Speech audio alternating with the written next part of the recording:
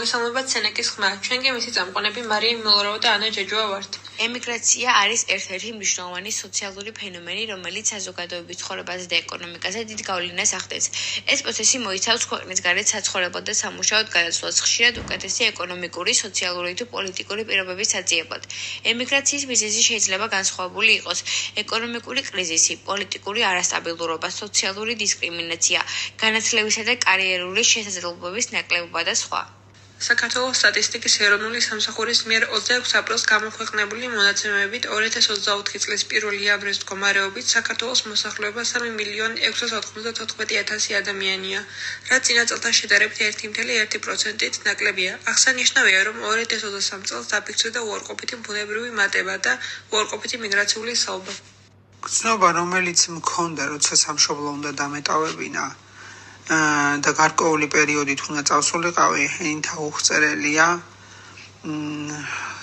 როცა ხვდები, რომ არიცი მიდიხარ, სად მიდიხარ, რამდენი ხნით მიდიხარ,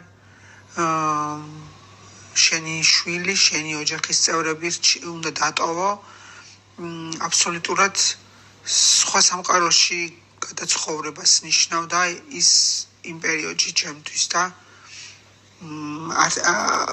ძალიან ემოციური იყო. აქედან წასული ბუნებრივია, რას ვიგრძნობდი თუ არა პირველი მონატრებას.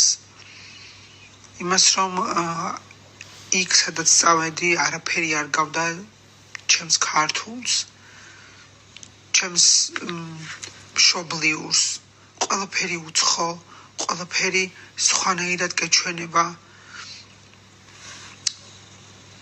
შეგუებასაც შეეხება სამწუხაროდ გიწევს, რომ შეეგუო იმ რეალობას, სადაც ხარ, იმიტომ რომ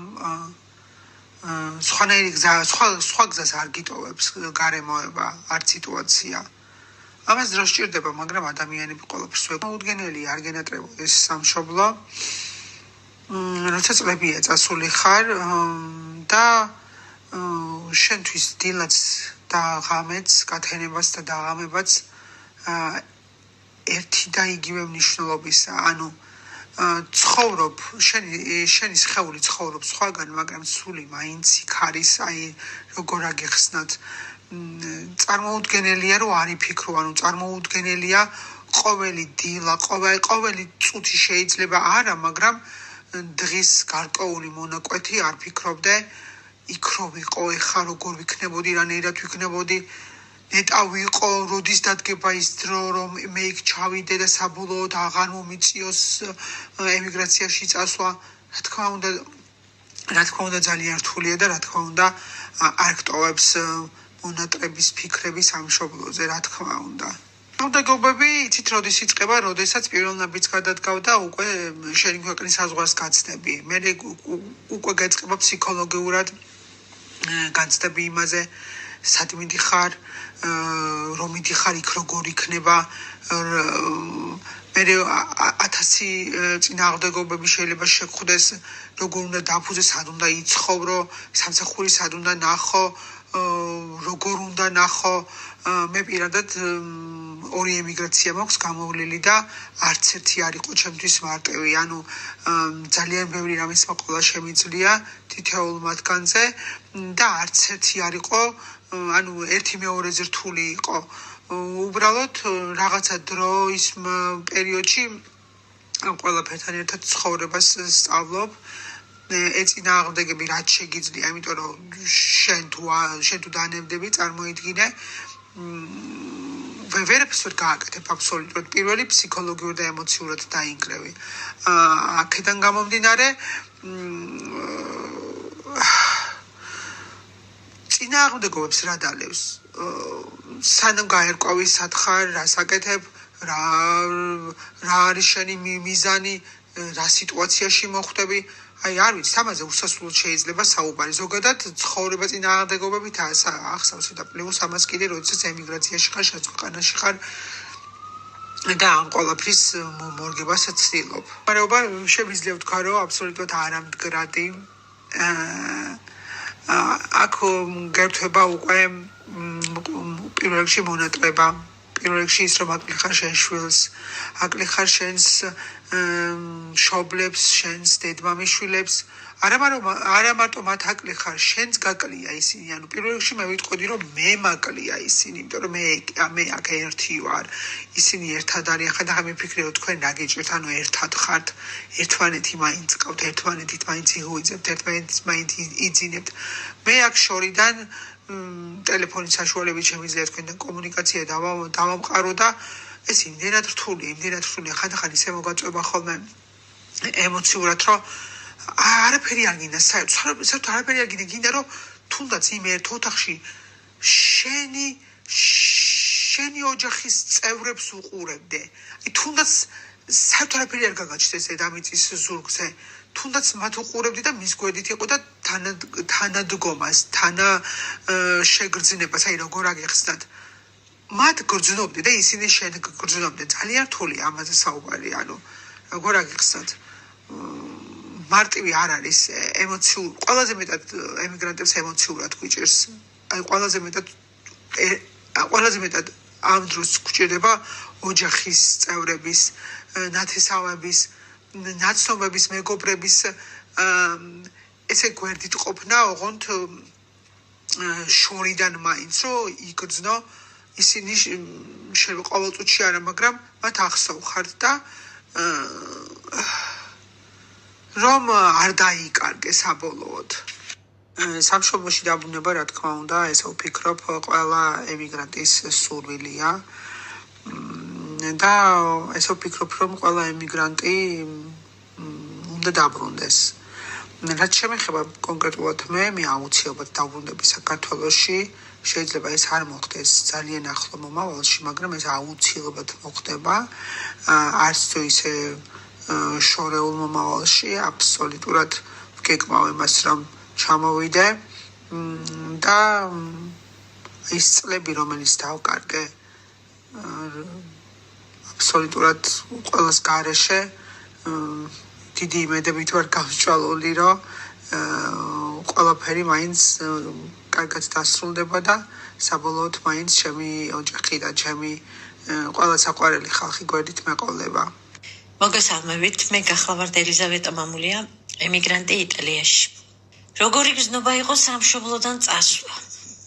პირველად, როდესაც დგამ ამ ნაბიჯს, ეს არის წარმოუდგენელი ტანჯვა, მონატრება, გენატრება ოჯახი, გენატრება შვილები, გენატრება სამსახური, რომელიც დაატოვე იძულებით.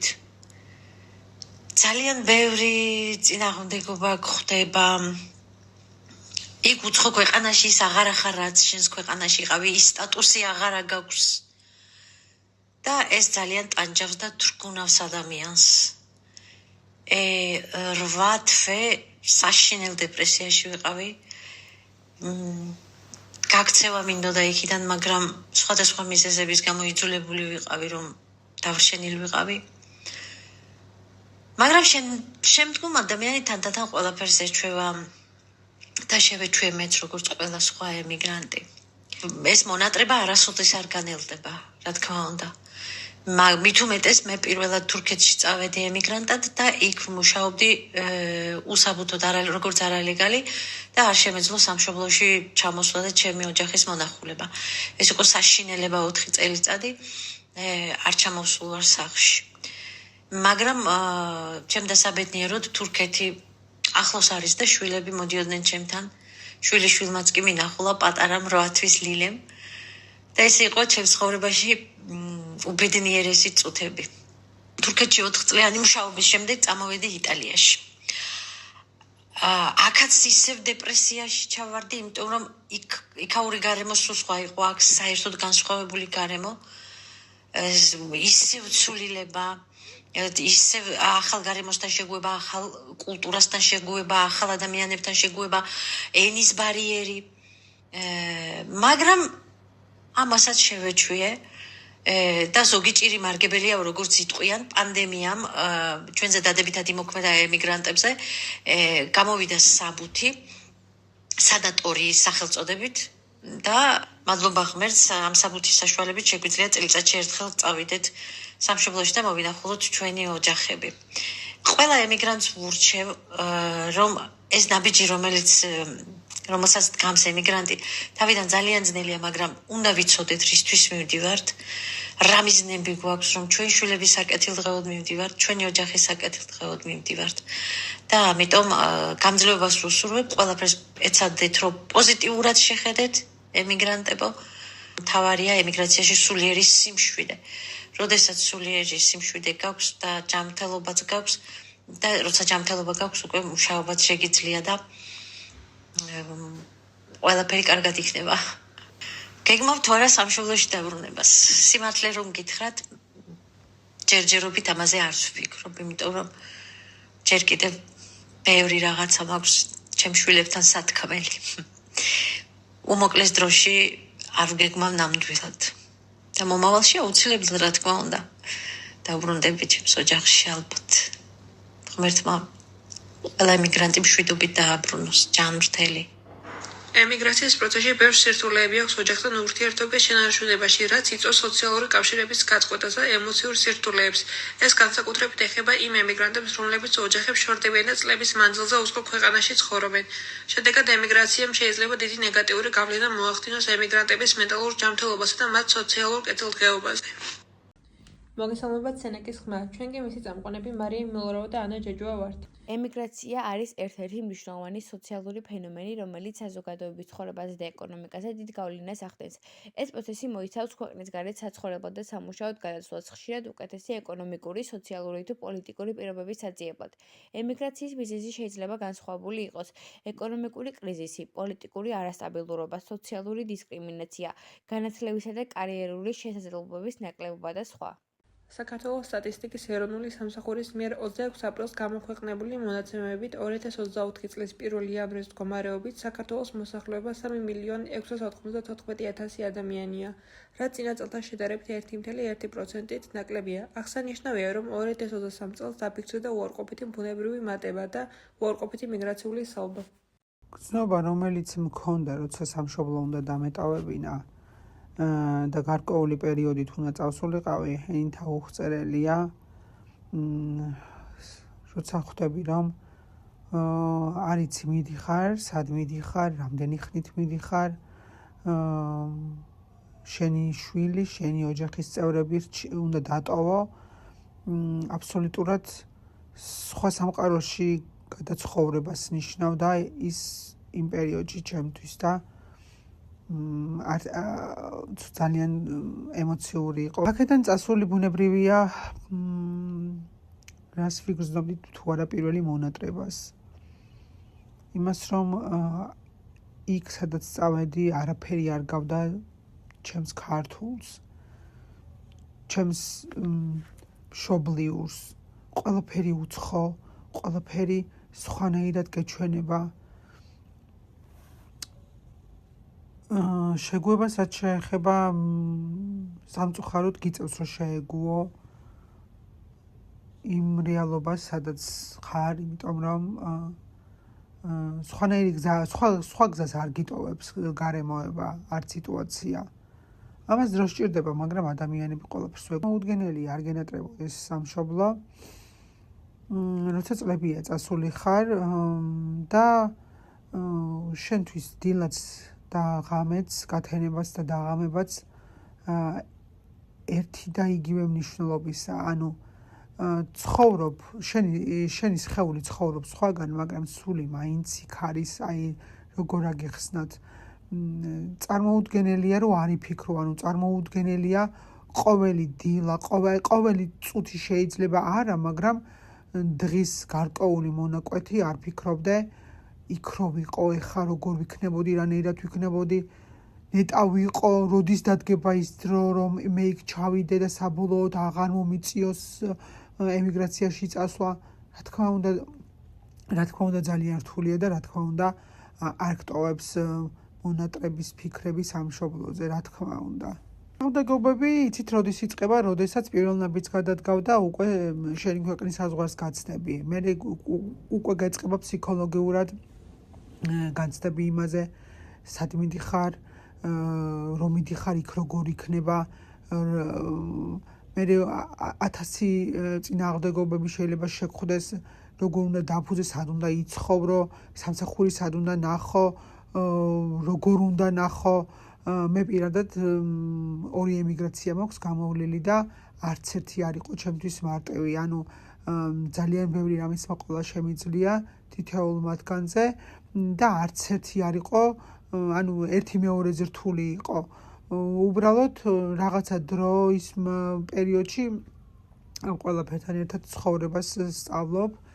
ეწინააღმდეგები რაც შეგიძლია, იმიტომ რომ შენ თუ დანებდები, წარმოიდგინე,